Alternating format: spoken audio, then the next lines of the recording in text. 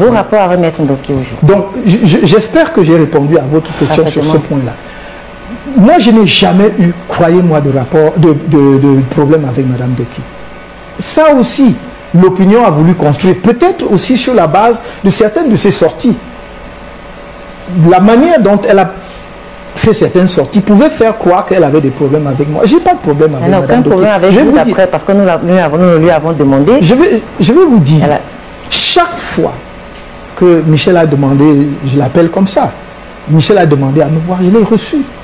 Même après la décision du Conseil national de ne pas aller aux élections, elle a demandé à me voir. Elle a d'ailleurs, si vous vous souvenez, à l'époque, elle avait écrit un truc sur sa page Facebook en disant que papa a demandé ceci, je vais aller voir papa pour lui demander pourquoi c'est comme ça. J'ai dit, bon, bien, elle est venue. Depuis ce déboire, on a mis entre 1 et 2 heures dans mon bureau et je lui ai expliqué. Je sais que tout ce qu'elle a dit, oui, mais est-ce qu'on a consulté tous les cadres du parti? Voilà son argument. Mais seulement, aucun parti ne fonctionne comme cela.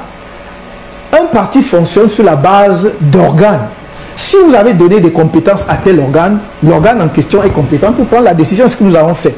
Maintenant, je peux comprendre, elle comme d'autres, qui effectivement avaient envie d'aller aux élections parce qu'ils pensaient que nous avions de bonnes chances de l'emporter. Et nous avions de bonnes chances. Nous avions le vent en poupe. Mais il faut être cohérent en matière politique. Comme j'ai dit, le MRC n'a pas été créé pour mettre en place un comptoir et donner des postes à quelques individus. Nous avons été créés parce que nous sommes porteurs d'un projet alternatif. Nous voulons changer le Cameroun et nous voulons diriger ce pays parce que nous avons des idées. Et des idées d'ailleurs dans lesquelles le gouvernement aujourd'hui pioche à gauche et à droite, prend telle idée, mais comme il manque de cohérence dans l'ensemble, ça ne donne rien. Et nous avons des idées. Nous avons des projets, des propositions concrètes. Donc, je n'ai pas de problème avec elle. Et je peux vous assurer que la dernière fois que l'on a échangé, c'était très courtois. Ce n'est pas tous les jours, probablement parce qu'elle est... Parfois, ses obligations professionnelles l'amènent hors du Cameroun. Mais pour le reste, je n'ai pas de problème avec elle. Elle a pris très mal le fait qu'on ne soit pas allé aux élections. Et elle a adopté, si vous voulez, une démarche qui pouvait brouiller, vous voyez, sa propre image. Parce que c'était une des personnalités politiques, notamment féminines, préférées des Camerounais, pas seulement au sein du MRC. Et je crois que probablement, aujourd'hui, à défaut de comprendre que ce n'était pas le bon chemin, même si je ne suis pas là pour dire qu'elle partage tout ce que nous faisons, mais vous ne pouvez pas vous attendre à ce que dans un parti de la dimension du MRC, tout le monde soit d'accord. Non.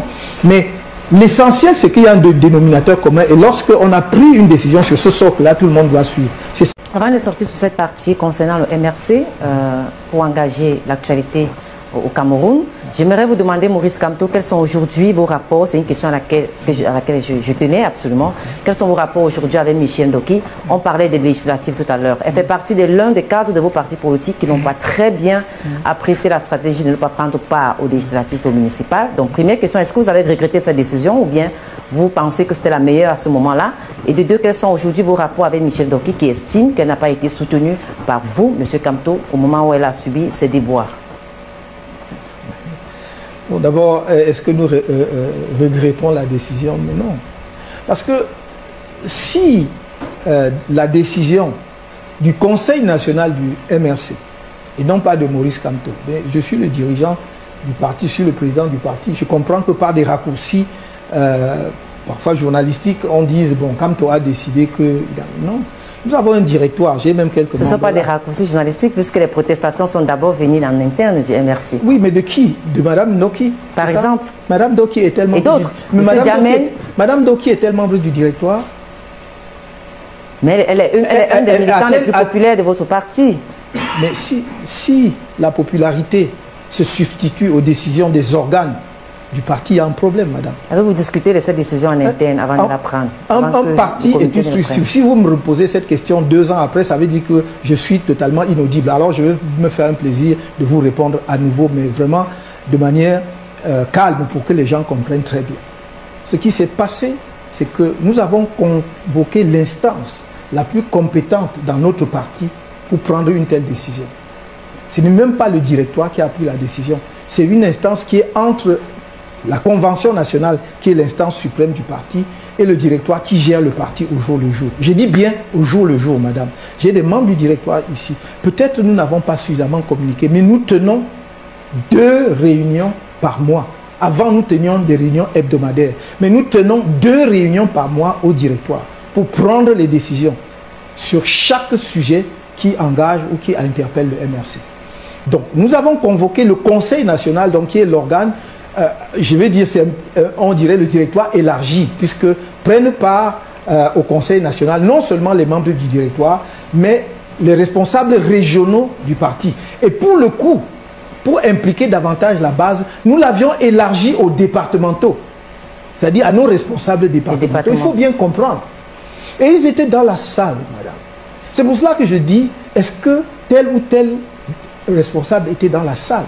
Demandez si M. N'Djamène, qui lui aussi a invoqué cela, était dans la salle. Il n'y était pas. Lui, et pourtant, était membre du directoire, mais il n'est pas venu à ce conseil national, alors qu'il était dûment invité. Madame Doki n'était pas invitée parce qu'elle n'est pas membre.